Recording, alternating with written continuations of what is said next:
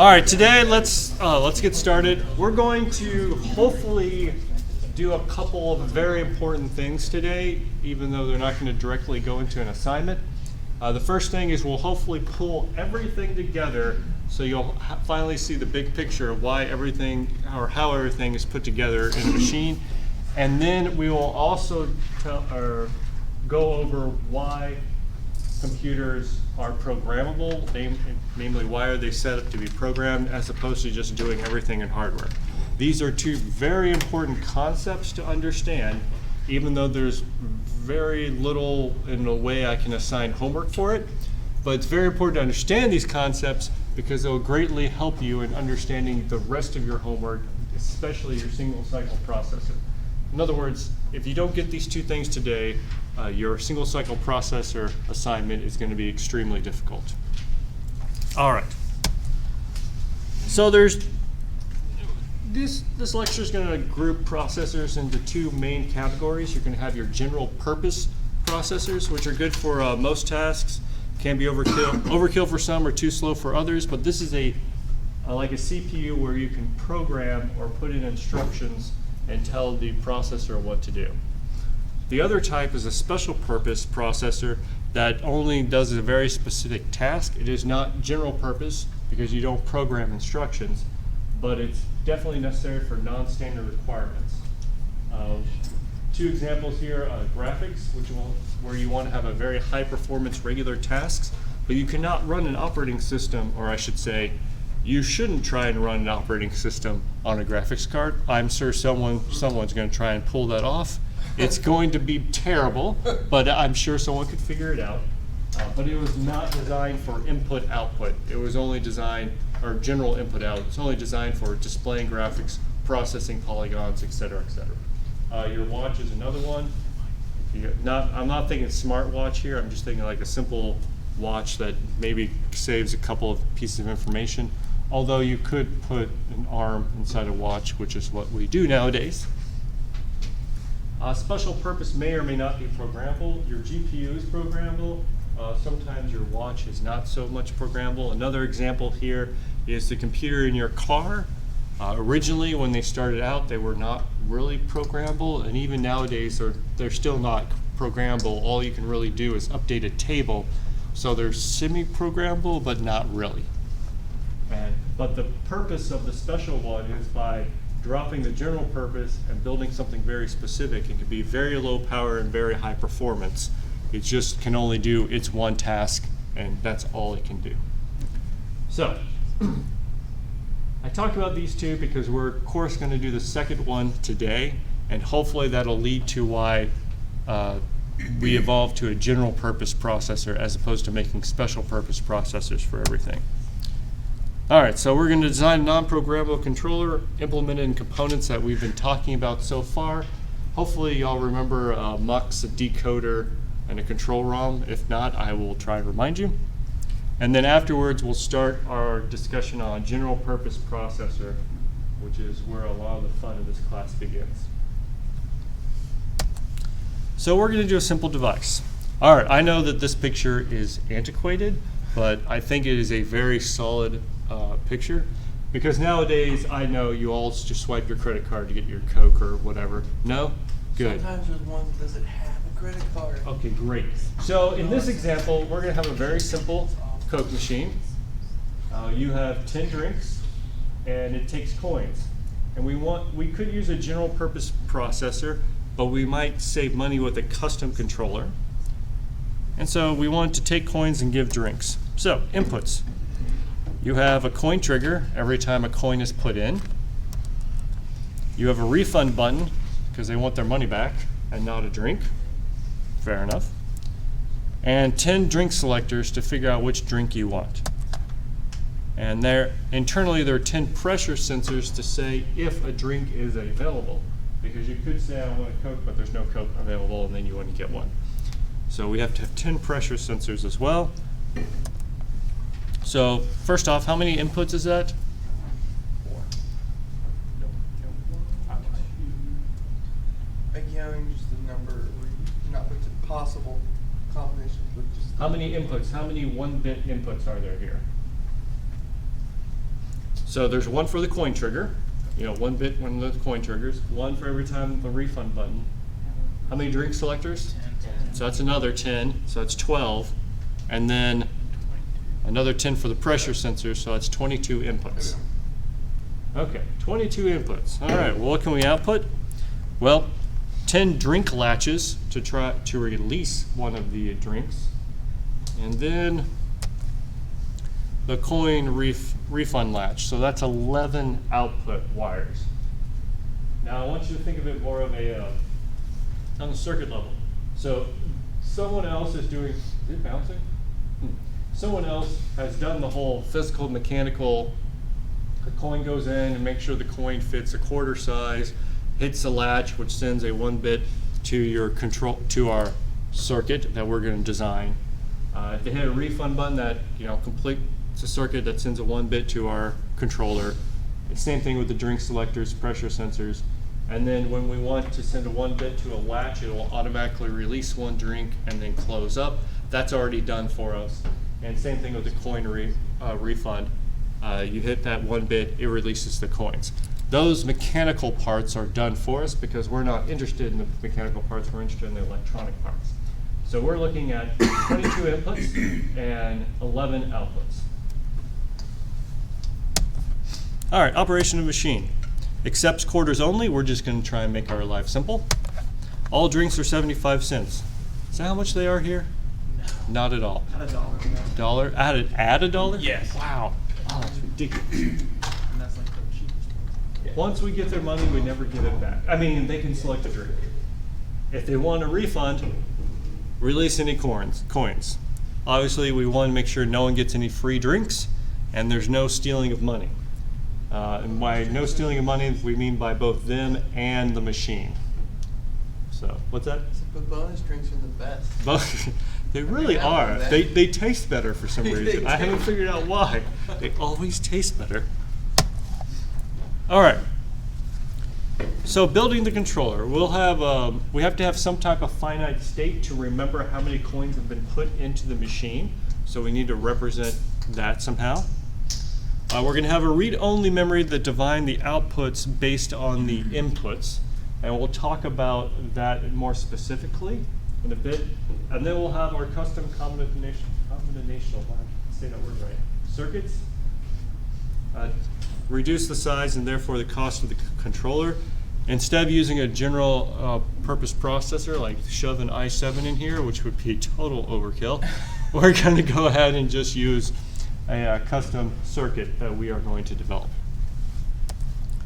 All right, I know we haven't taken discrete math, and this is kind of where discrete math would make it a lot easier, but oh well. So a finite state machine consists of states, aka what state the machine is in, the inputs that can go to it, and the outputs, and then a bunch of transition functions in the output function. All of this is very confusing, so let's instead draw a graph.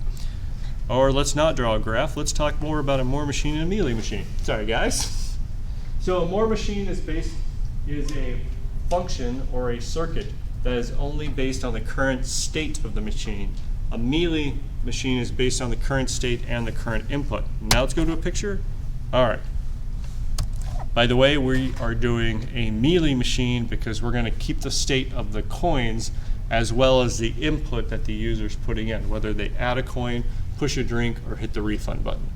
So there's two inputs to our circuit, the current state and the current input that they have selected. All right, so finite state machine. So basically we have 4 states. There's no coins, 1 coin, 2 coin, 3 coins. Sounds like a book. All right. Dr. Seuss. That's what it was. So what state do we begin in? 0. All right, great. Everyone's paying attention. So we start in 0. If they put a coin in, we go to coin 1. Nice, good work, Barry. Put another one, go to coin 2, coin 3, and then I guess in this example, if they put in a 4th coin, it just dumps all the coins out. So we do steal their coins. No, we dump all the coins. So put in a 4th coin, we dump all of them out, including the 3 they've already put in. Kind of like refund. Kind of like what? Kind of like refund. Yeah, we automatically refund them. At any point, if they hit the refund button, it goes back to 0. Naturally, we need to activate the refund latch so that they get their money back, or not. And then if they hit a drink selection on 3, that's when they actually get their drink, and they go back to 0 coins. This time we don't release the refund latch, of course. If they ran out of specific drink, we'll stay at 3 coins and I guess not tell them anything. We could hook up, a beep like or something, but we're not going to get complicated. We're just going to say it stays in that state, and they can either select a new coin, hit the refund button, or put in a new coin and get all their money back. Okay. Oh yeah, any questions on this state diagram? Anyone discrete math? Have you all done this yet? No, Not yet. Not yet? Okay, cool. That's fine. So implement the finite state machine. Notice that this is the Mealy machine that I was talking about earlier. Your inputs coming from the machine, it can be the coin trigger, the refund button, the drink selection, and your other inputs are coming from a state. Hey, look, I have a 2-bit state. Why do we have 2 bits in our state? What do those four, well, we'll give you the answer. What do those 2 bits represent? The 4 states of our finite state machine. Because the 2 bits, you can have 0, 0 for up here, 0, 1, 1, 0, and 1, 1. And then you go back to 0, 0. So our 2 states down here will represent what we have. And for a quick review, you can think of this, these are 2 1-bit D latches that you've created in Verilog. So here's our latches that are retaining the state, which is to represent how many coins the user has put into the machine. Everyone got that connection? All right.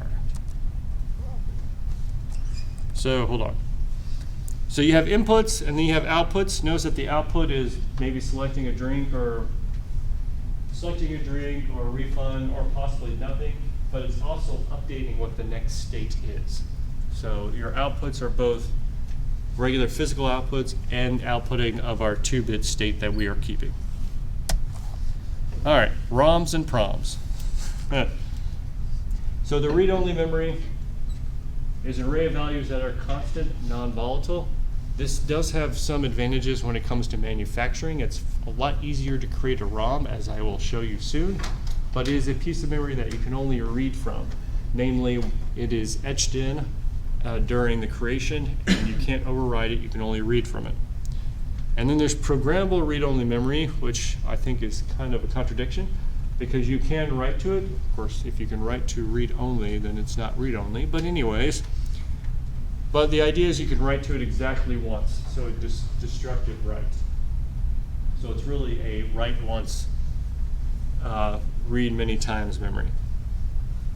Well, you can use the ROMs to implement the finite state machine transition functions. In other words, we have a ROM that can tell us if this is our current state and our input, this is what the output should be. So let's go ahead and take a little picture or an idea of that. In other words, if we break this down to a table, if our current state is 0, 0, representing that we have no coins, and there's no coin trigger, and there's no drink select, and there's no refund button, what's the next state? Well, nothing's happened, right? So you just stay 0, 0, don't release the coin, don't release the drink. Okay. If you're 0, 0, 0, in other words, still at 0, coin trigger's not pressed, drink select's not pressed, but they hit the refund, we'll go ahead and release the coins. I mean, naturally it's not going to release anything, but more importantly, you go back to state 0, 0. All right, 0, 0, aka no coins, coin trigger, don't hit the coin trigger, but they hit the drink select, which state is still 0, 0. We don't release the coin and we don't release the drink because you don't get free drinks. So do you see how this table is starting to map it out? Hey, look, it's a truth table, right? It's the truth table, guys. There it is. On the other hand, if you're on 0, 0, no coins, they put in a coin. Your next state is to increase the our coin count by 1. Don't release the coin, don't release the drink. All right, notice that they skipped a bit here because there's no need to repeat all this. But if you're at 0, 1, they put in another coin and nothing else, then you increment to the next state of two coins and put no release. If you're at 2 coins, which is 1, 0, they put in a coin trigger, but not the select or the refund. Your next state is 3, aka 1, 1, and the coin release is 0, the drink release is 0. And lastly, if your current state is 1, 1, representing 3 drinks, and they select a drink, then your next state is no coins, and the drink release latch is pressed. On the other hand, if you're at 3, 3, and they put in a coin trigger, your next state is 0, 0, and you release all the coins. Okay. Notice that it's very, very important that the 1 over here is based on the state of the machine, and these 3 right here are the inputs from the user. Are there any questions on this table? How are we doing back there? Not bad, actually. Not bad? Great. So now let's get a little more confusing. So, Now you get the dash and hopes. all right, 8 entry 4-bit ROM. This is, it's hard to say an exact example here, but this is going to be a simple way to create a read-only memory. So if you recall from a decoder, you put in a 3x8 decoder means that you have 3 inputs, and based on the input, it will activate one of these lines, but not any others. So the 3 inputs tell you what line to activate. And what we're going to do is we have this grid, and it's hard to see because it's not 3D, but the idea is that once you select a line, it sends the electric current out. If there's a diode, it'll send it down. A better way to think of this is that on 2 layers, where the multiple wires coming up are on top, and the wires going this way are underneath, and the diode simply connects down to the wires underneath. That way, there's no overlap. They don't touch each other unless there is a specific diode to do it. It's hard to really draw that without it getting messy. But if you think about that from 3D, I think the rest of this picture will make a lot of sense. So if there's a diode, that means it will activate the line going vertically. So for example, if your input is 1, 1, 0, that means activate line index 3. So the 4th line, or number 3 here. So it's going to send the electric current out. You have a diode here and here, which will send the current down as well. Remember, it's a diode, so it only goes one direction. So even though there's a diode here, it can't come up and go vertically here.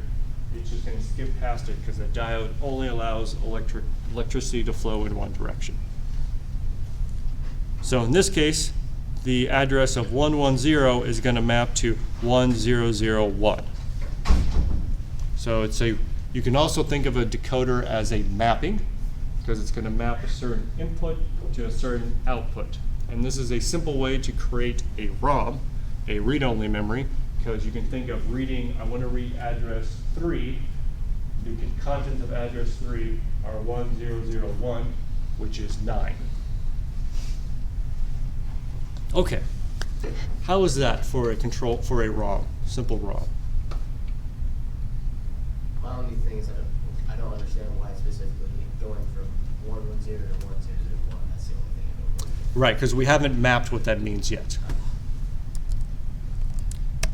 But it should make some sense. That was a 3x8.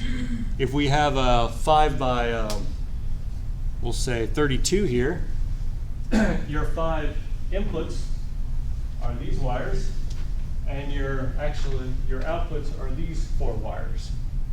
So the control ROM, you have these 5 wires are your input to the decoder. On that decoder, you set up your diodes so that these are the outputs. So what I'm showing you in this picture, I just didn't blow it out because that would start getting really messy, is you could have 5 inputs with 32 possible wires that could activate that would dictate what the 4 lines coming out are going to be. All right?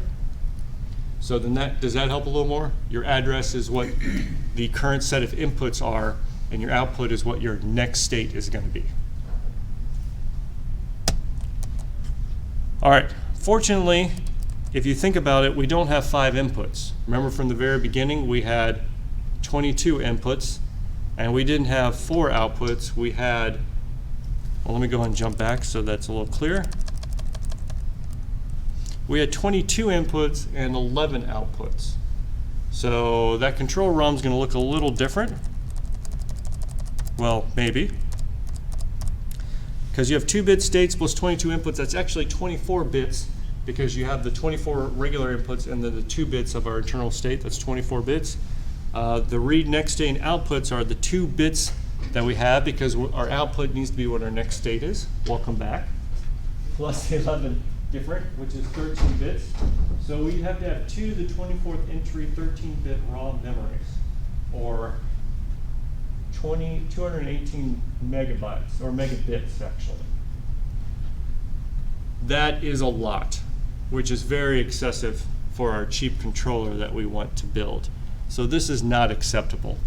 I know nowadays, you know, getting, actually it wouldn't be 218 megs of RAM, that would be what? 30 megs, a little under 30 megs. Probably means nothing to y'all. But if you want to create a cheap controller that costs a penny, you're probably not going to be able to make that happen. So we need to reduce it. Well, we can replace the 10 selector inputs and 10 pressure inputs with a single input, and then use a drink selection input to specify which drink release to activate. In other words, if you go back to our original diagram, you had those 10 drink selection are really just 1, because we don't care from our controller which one you selected. We just knew that you selected 1. And the outputs are similar as long as you wire up the input to the output. And that'll make some sense in the picture. Maybe? Okay, good.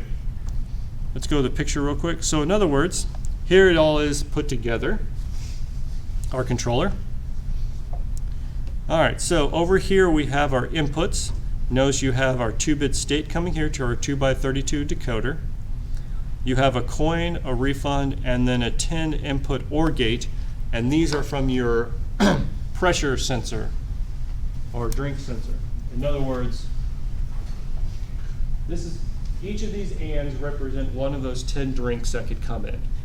So if the blue says, is there a drink there? And the red says you push the button for it. So if there is a drink and they pushed it, then it would go to our 10 input OR gate, and that would be our 1 input to the decoder, signifying that a drink has been selected.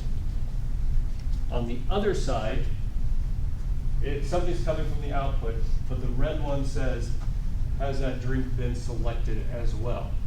So this is to signify that they pushed this one. That way when you push 1, it doesn't give you 10 drinks. It only gives you the 1 drink you selected. Or does it? We'll get to that. 2 buttons, exact same time. Then actually what does happen in this one? Choose the one that came first. Where's that? Oh, never mind. You get 2. You get 2. Oh, someone already found a problem with our design. Yep, that's one problem with this design already. Wow. Whew, that was fast. Good job, guys. Just press all the buttons at the same time. Yeah, if you push all 10 at the same time, you'll get 10 drinks for the price of 1. This is your favorite. This is your favorite machine yet, isn't it? I need to find that one. You need to find this one. Make your own empire selling the drinks you don't want. My favorite, now you got me out of story. One day, because I was in the snack machine for the DOD, and I go in, and I noticed it just said free on the snack machine. So I was like, are you serious? I pushed the button, no coin, it dropped it. I'm like, no way. Do it again, dropped it. I'm like, okay, hold on, 3rd time. Okay, and then I walk into my team, I go, this is a public service announcement. All snacks are free at the snack machine. Oh, no. What got me is only about 1/3 of the people believed me. Everyone else did not. I was like, I just got these 3, and you know I don't. Walking with like a bunch of stuff. Hey guys, heads up. Hey guys. It was gone by the afternoon, of course. But anyways, back to this. Maybe they're about to expire. So here are our 5 inputs, and then notice it's going to activate the line that'll dictate what the next output should be for our state, whether we should go ahead and release the latch. Notice that none of these latches are going to release unless we tell it to inside our ROM. And then another latch in case we need to, group of diodes to connect to the coin release latch. And when I say latch in that case, I'm talking about a physical latch to release the coins if needed. So this is way simpler, and that's why you replace the 10 selector inputs with one right here, and then the release with another one wire. So we have two states plus 3 inputs, which is a 5-bit ROM, and 2 next bits plus 2 control bits, so that's 4-bit memory, which is now 128-bit ROM. All right, that's really cheap. That can easily be manufactured, and if you're making millions of these, you could probably get this thing down to under a penny.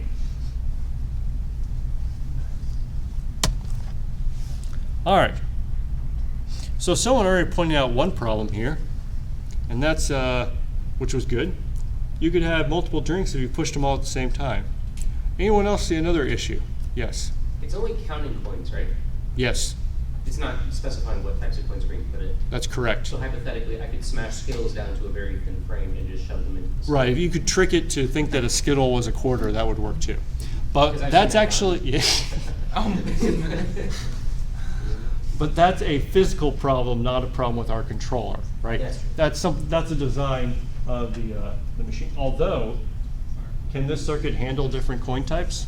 Nope, that's not something I was. What would we have to do for that? More conditionals. Whoa, let's not do conditionals. Oh, we need to change how many bits. Yeah, so we need to base our bits on the minimum number, like maybe nickels. And so we keep track of how many nickels of stuff that they have. Going from keeping track of 4 to. Yeah, so instead of, well, currently we have 2 bits to represent the number of quarters. How many nickels would that be? A lot. 15? 15, yeah, 15 nickels. So that'd be 15 bits. Back in my. Well, not 15 bits, it would be, would it only be 4 bits? Yeah, it'd still only be 4 bits. So that's not too bad, that's not that bad. It's not worse, but let's say they had pennies. You should do it by pennies. If you do it by pennies, that'd be 75 bits, which can be represented in, hold on, 7 bits. Oh, wow. Because at that point, you might as well just go to the store. So, well, that greatly increases our decoder, because instead of being a 5x32, it's now a, what'd you say by pennies was how many? 12x32 decoder. So that's a little bigger, but that's actually not too bad, because you just increase the number of inputs. Well, no, you increase the number of inputs, which also increases the output by a lot. Because the reason why you only have 32 here is because it was 5. But now if you have, what was that, 10? Or I'm sorry, 7, what's that? That's 10, so you'd have 2 to the 10th. So now you'd have 1,024 lines coming out. It's not a simple decoder anymore, although it's still pretty cheap. That's not too bad. 1,024 lines is actually not that bad nowadays. Any other issues? Well, there's number of coins, and You can't upgrade it? If that makes what do you mean by upgrade? So if the price of drinks change or the price. Right, so if we you want to can't change the price of the drink, what do we need to do? Replace the read-only memory. Right, we got to replace the read-only memory. All right. What's more expensive? Replacing the read-only memory or paying someone to go in and do that? Same pay, because you're going to have to replace the board. It'd be a lot better if we could make this programmable so someone can just go up and change the numbers. Okay, that's the next most important thing to understand from this lecture. Since we want to update the entire circuitry, the circuitry or update the behavior of the system, we need to have a programmable controller of some sort. This is why we use programmable machines inside of a computer. It's because we want to be able to change what everything does instead of trying to create a piece of hardware for every single little thing that's out there. So that's another example. Well, hopefully this is pulling it together, and that's another example of why we need a programmable machine. Let's see, did we miss anything? Do we allow other coins? What happens if you hit 2 at once? What happens when you get $1? You have to redesign the controller. While a programmable processor only needs a software update, you know, you hook up your USB thing, you hit do it, and then it's done, right? Well, I'm sure it's a little more than do it, but but you know what I mean. Do it button on the USB. Do it button. Okay. Couple other things to look at this, because we've gone through a lot. It should start gelling. We've talked about our gates, and that's how we get together with a Verilog to actually design this. Also, we talked about transistors, about how to make the gates, which represent on this side what's been selected, as well as an output. We talked a little bit about a decoder, and I talked a little bit about circuit optimization in case there's a way to optimize these circuits. Fortunately, that's not too apparent right now because there's not much to optimize, but when you get to something more complex, hopefully you can see that automatically optimizing via Verilog would be helpful. Okay, any questions? Is this tying some of it together as well? Kind of, sort of? How are we doing back there? Doing well. There's a lot of y'all in this class. I keep losing track. All right, I think that's it. That's it.